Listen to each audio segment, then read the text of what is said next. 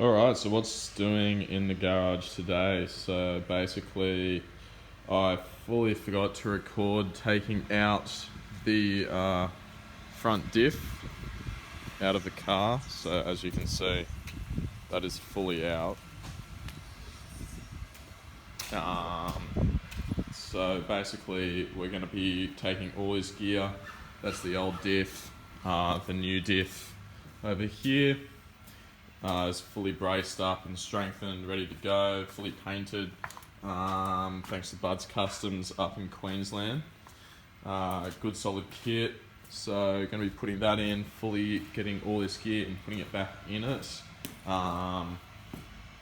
Just had some new wheel studs turn up, and these are actually the rear wheel studs. These are the front wheel studs over here.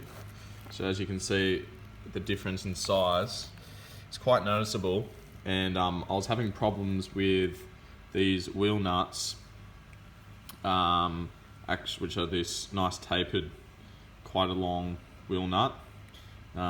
Basically, they're only getting, say, that far onto the actual stud itself because of the beadlock rims that I've got, the Pro Comps.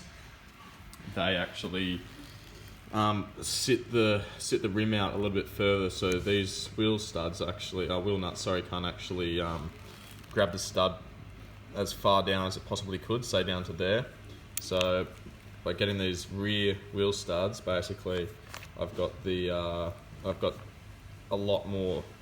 So say if it's there, if I move it across, we should be getting almost at least half of the actual wheel stud itself on the thread, I'd say. So it's kind of from there, goes across, goes to there. So I should be able to actually tighten these up to torque now, instead of these ones which I barely to torque because I was stripping my wheel studs, wheel nuts out.